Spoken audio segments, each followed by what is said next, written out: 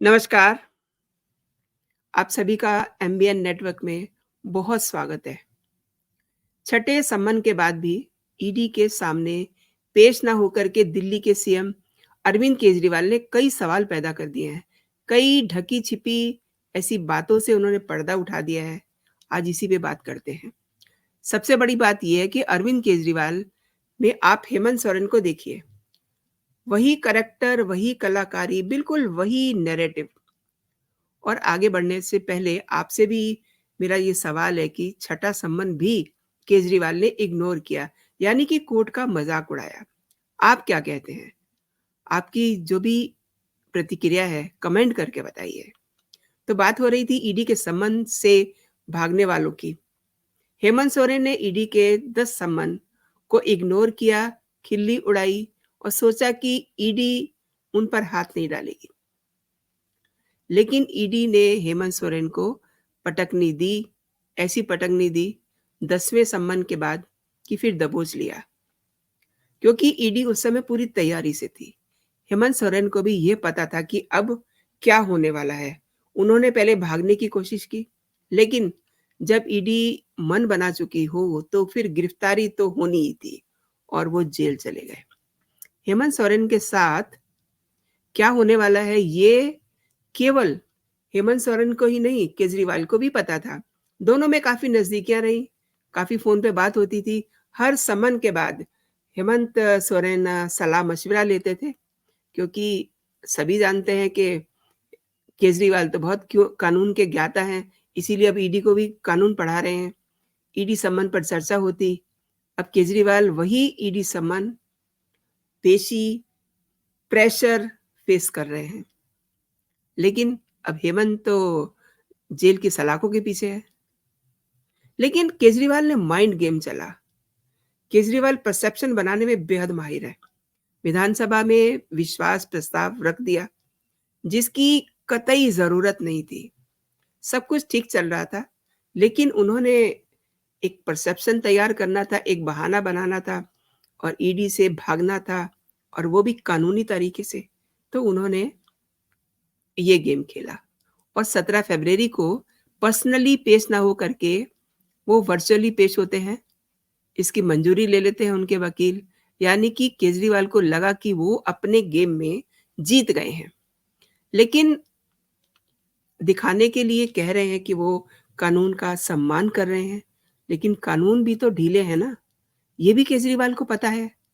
फिर भी अरविंद केजरीवाल सोमवार को शराब नीति से जुड़े मनी लॉन्ड्रिंग के मामले में जो उन्हें छठा सम्मन जारी हुआ था, उसके लिए वो पेश नहीं हुए पूछताछ के लिए। और कह रहे हैं कि वो जाँच एजेंसी का सहयोग कर रहे हैं। उन्होंने ये भी कहा कि जाँच एजेंसी को कोई भी नया सम्मन करने से पहले अदालत के फैसले का इंतज़ार करना चाहिए। हम उन्हें कानून के मुताबिक जवाब दे रहे हैं। अब उन्होंने केस दर्ज कराया है। ईडी को कोई भी नया सम्मन जारी करने से पहले अदालत के फैसले का इंतज़ार करना चाहिए। ये कानून ही तो है जिसका हवाला केजरीवाल दे रहे हैं और ईडी को भी कानून सिखा रहे हैं। लेकिन अब ईडी ने भी तेज़ी दिखानी शुरू कर दी है। अब ईडी का दाँव भी समझ लीजिए। ईडी यानी कि देश की प्रीमियर जाँच एजेंसी आप सुप्रीमो को नया सम्मन जारी करेगी। एजेंसी ने जानबूझकर जारी किए गए पहले 3 सम्मन की अवज्ञा करने के लिए, यानी कि इग्नोर करने के लिए जानबूझ के केजरीवाल के खिलाफ आईपीसी की धारा 174 के तहत शिकायत दर्ज की। एक स्थानीय अदालत ने प्रथम दृष्टया केजरीवाल को शराब नीति मामले में दोषी ठहराया है और 7वें सम्मन की मांग की है। आप दोस्तों अंडरलाइन कीजिए कि उन्हें नोटिस की अवज्ञा करने का दोषी ठहराया है और 7वें सम्मन की मांग की है। दिल्ली की अदालत ने पिछले हफ्ते केजरीवाल को घोटाले के मामले में उनके सम्मन की अवज्ञा करने के लिए ईडी द्वारा दायर शिकायत के संबंध में पेश होने से छूट दे दी थी और उन्होंने सोचा कि बस मेरी तो पौवार हो गई है, लेकिन आप पहले इस विजुअल को देखिए। आईपीसी 174 के तहत अरविंद केजरीवाल फिर झूठ बोल रहे हैं। आईपीसी 174 के तहत अगर आप जांच एजेंसी के सामने पेश नहीं होते हैं तो ये एक क्रिमिनल ऑफेंस है। तो आप क्रिमिनल ऑफेंस एक बार नहीं, 2 बार नहीं, 3 बार नहीं, आपने आज 6ठी बार किया है। जब आपने क्रिमिनल ऑफेंस किया तो ईडी कोर्ट गई और कोर्ट ने उसमें संज्ञान लिया। सीपीसीआर 204 के तहत 174 को उन्होंने भी, कोर्ट ने भी माना कि अरविंद केजरीवाल ने क्रिमिनल ऑफेंस किया है। तो अरविंद केजरीवाल को एक अभियुक्त के तौर पर, एक अपराधी के तौर पर कोर्ट ने बुलाया। विषय क्या है कि आप इस जांच में शामिल नहीं हुए। अरविंद केजरीवाल उसको ट्विस्ट कर रहे हैं कि मामला कोर्ट में है। मामला कोर्ट में नहीं है। ईडी जो जांच एजेंसी है वो शराब घोटाले की जांच कर रही है। अरविंद केजरीवाल को उसका जवाब देना है। वो जो विषय है वो 174 जो क्रिमिनल ऑफेंस है वो उसका इससे कोई लेना देना नहीं है। दिक्कत यही है, अरविंद केजरीवाल इस सच्चाई को स्वीकार नहीं कर रहे हैं कि उनको पता है कि परिणाम क्या है, सच्चाई क्या है। चोरी की है, कमाई खाई है, दलाली खाई है। मुख्यमंत्री मनीष सिसोदिया जेल में है शराब घोटाले में, संजय सिंह जेल में है। इनका नंबर कब लगेगा हमको नहीं पता, लेकिन इनको पता है।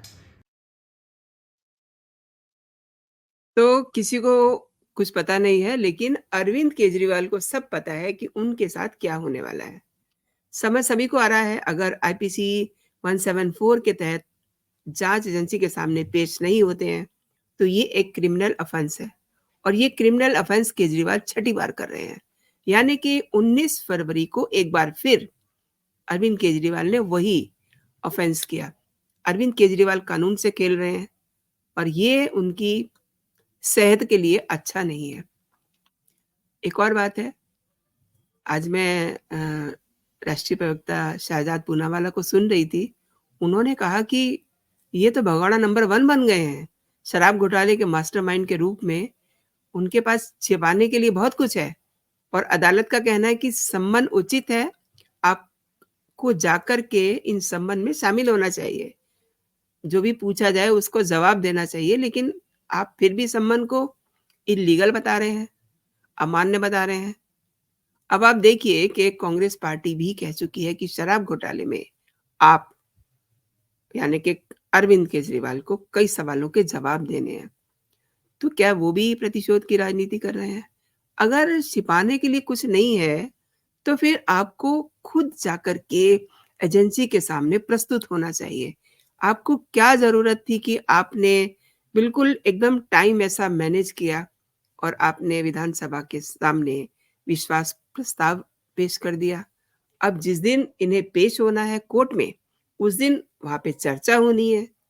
तो ये बहुत जायज़-सा लगा कोर्ट को कि इन्हें चर्चा में शामिल होना है बतौर मुख्यमंत्री, क्योंकि विश्वास प्रस्ताव रखा गया है। और ये इतने स्मार्ट हैं महाशय अरविंद केजरीवाल जी, इन्होंने, इनके जो लीगल टीम है, उसने भी इनको अच्छी सलाह दी कि आप पेश तो एक बार हो जाइए, लेकिन आप पर्सनली मत पेश होइए, आप वर्चुअली पेश होइए। तो ये डरपोक थे, घर से तो निकले नहीं, घर से इन्होंने जो है वर्चुअली अपनी पेशी की। और उसके बाद जो उनको तारीख मिलती है, देखिए 16 तारीख मिल जाती है, 16 ऑफ मार्च, और तब तक मोस्ट प्रोबेबली चुनाव की प्रक्रिया शुरू हो चुकी होगी और उस समय इन पे कार्रवाई करना, इन पे गिरफ्तार करना इनको, ये सोच रहे होंगे कि मेरी, तब तो मैं अपने हाथ-पैर पटकूँगा और कहूँगा कि मैं यही तो लॉजिक दे रहा था कि मुझे चुनाव से रोका जा रहा है, अब देखिए चुनाव सिर पे हैं और मेरी गिरफ्तारी करवा रहे हैं, ब्ला-ब्ला।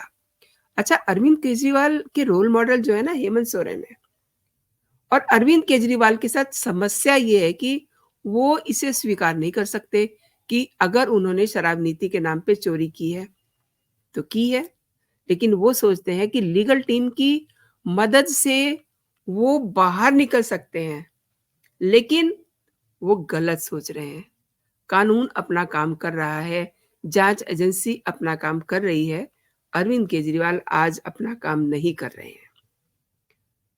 Being a CM of the state, उनको कोर्ट के सामने पेश होना चाहिए था। पर्सनली उनको ईडी के सामने 1 नहीं, 2 नहीं, कम से कम तीसरे पे तो वो पेश हो सकते थे। उस समय तो वो कुछ भी नहीं कर रहे थे। वो तो उस समय बहाने तलाश कर रहे थे कि वो कहाँ जा सकते हैं, ये वो एक बार एक्स पे स्टेट कर देंगे कि मैं फलाँ जगह जा रहा हूँ, दैट्स ऑल। और उन्होंने 19 फरवरी को भी ऐसा ही किया। उन्होंने कहा कि ये जो संबंध दिया है, ये गलत है, आपको कोर्ट के फैसले का इंतज़ार करना चाहिए।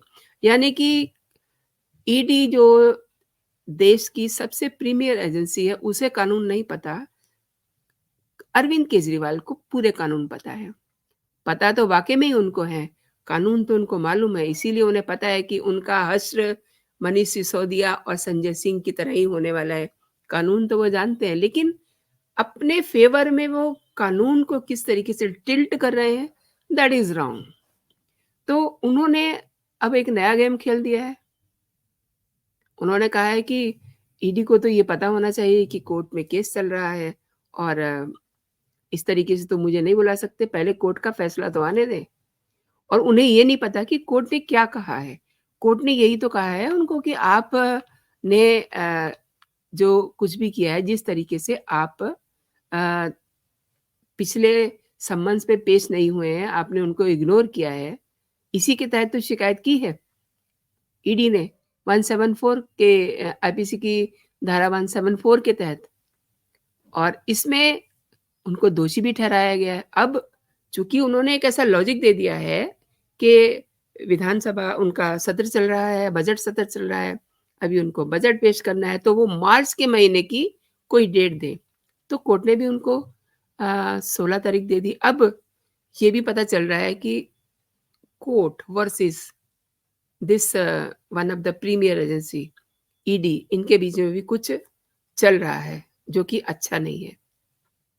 अब ईडी तो ये मान के चल रहे थे कि 16 तारीख को कुछ ना कुछ फैसला हो जाएगा और उसके बाद वो पेशी पे उनको ले सकते हैं, क्योंकि 19 तारीख यही सोच के दी गई थी।